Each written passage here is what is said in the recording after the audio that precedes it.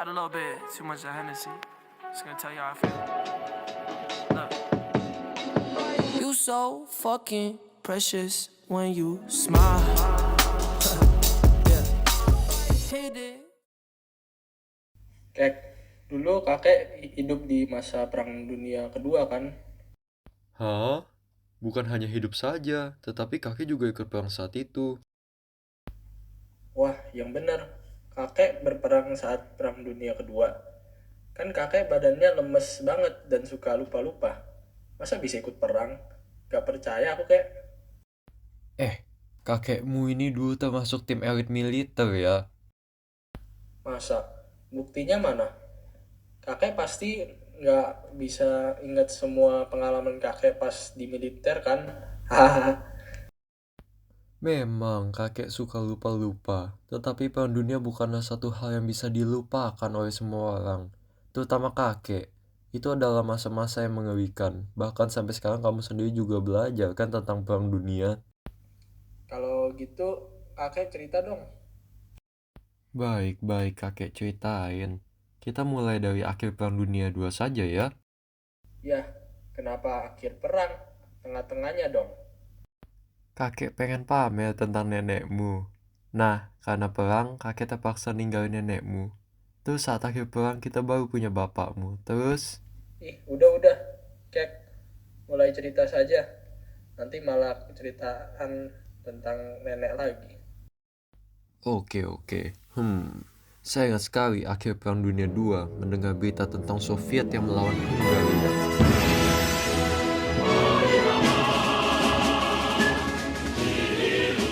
Waktu itu, saat akhir perang dunia kedua, mulainya dengan Soviet yang melawan Hungaria di Polandia Barat dan karena itu, blok poros menyerah.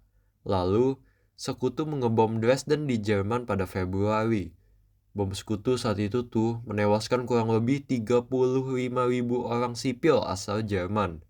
Waktu itu, Soviet sedang melakukan penyerangan terakhir di Berlin. Dan ketika masuk ke kantor Perdana Menteri Reich, Adolf Hitler, pemimpin partai Nazi, bunuh diri pada tanggal 30 April 1945.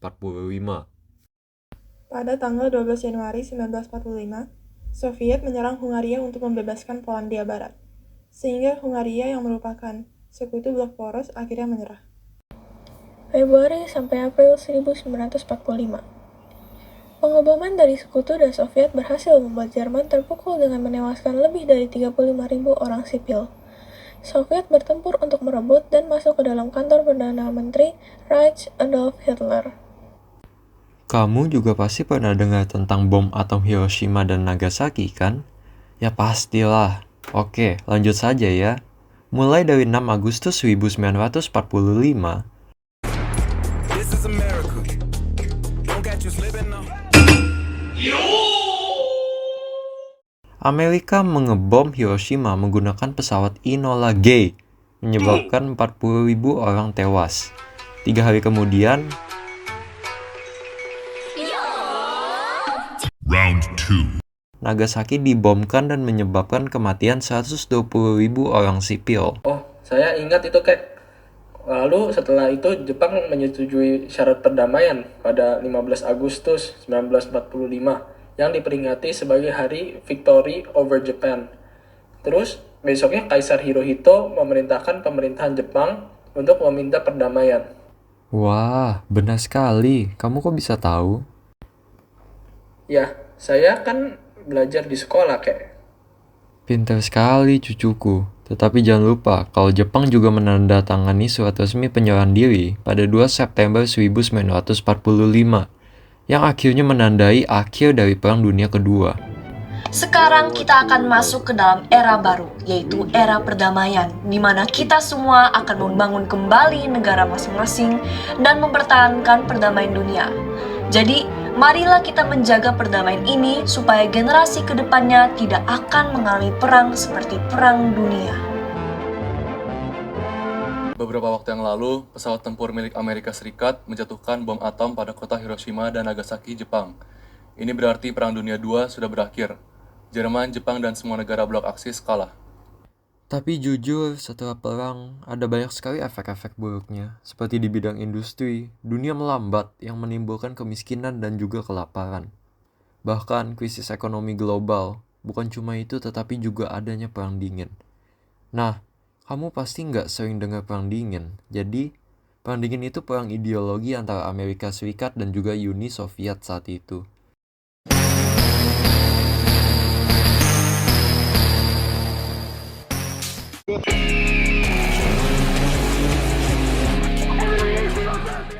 Dimulainya dari 1947 sampai 1991. Bisa terjadi karena adanya perseteruan antara perbedaan ideologi liberal kapitalis, blok barat yang dipimpin oleh Amerika Serikat, dan ideologi komunisme sosialis yang dipimpin oleh blok timur, yang dipimpin juga oleh Uni Soviet. Selama itu, blok barat dan timur saling banyak bersaing dalam berbagai aspek seperti ekonomi, teknologi, perlombaan senjata, hingga luar angkasa. Contohnya seperti ketika mendirikan NATO pada tahun 1949 yang bertujuan untuk mempertahankan Eropa Barat dari kemungkinan serangan Uni Soviet. Akhirnya, Perang Dingin resmi berakhir pada tahun 1991 sekaligus seiring bubarnya Uni Soviet. Walaupun perang ada banyak dampak negatifnya, tapi ada juga loh dampak positifnya. Misalnya, setelah Perang Dunia II, banyak sekali negara-negara yang terlibat melemah. Sehingga negara-negara Asia Afrika untuk memperoleh kemerdekaan dari penjajah. Terus, terjadi perkembangan dalam teknologi yang sangat pesat, karena pada waktu itu, dunia berfokus untuk membangun kembali dan teknologi-teknologi yang digunakan dalam perang dialihfungsikan untuk kepentingan negara, seperti produksi listrik dan telekomunikasi. Selain itu, negara-negara besar juga mulai produksi senjata pemusnah massal sebagai kekuatan militernya. Dan yang paling penting, setelah Perang Dunia II, dibentuknya Organisasi Perserikatan Bangsa-Bangsa atau yang lebih dikenal sebagai PBB. PBB ini dibuat karena dunia menyadari pentingnya perdamaian dunia, sehingga diperlukan badan internasional yang dapat memfasilitasi dialog, kerjasama, dan mencegah terjadinya perang di masa depan. Jadi begitu ya, Kek? Iya, kakek jadi mikir bagaimana ya keluarga dari orang-orang yang menjadi korban. Pasti mereka merasa kehilangan banget. Emang perang itu nggak ada hal positifnya sama sekali? Kalau bisa diselesaikan secara baik-baik, kenapa harus berperang? Tapi ada kalanya, pasti perang itu dibutuhkan, cu. Bener sih, kakek pernah dengar nggak sih di Alkitab juga ada tentang berperang? Kakek kayaknya pernah dengar sih. Cuman kakek nggak gitu ingat apa tuh, cu. Di gereja, Cucu pernah dengar kalau tertulis di Pengkhotbah 3 ayat 8. Tertulis bahwa ada waktu untuk mengasihi, ada waktu untuk membenci, ada waktu untuk perang, ada waktu untuk damai. Kakek pernah dengar tentang ini sih. Jadi tertulis di Alkitab kalau pasti akan ada waktunya perang, ada waktunya untuk berdamai secara baik-baik. Iya, bener, Kek. Jadi sebenarnya perang itu boleh dilakukan jika tujuannya benar.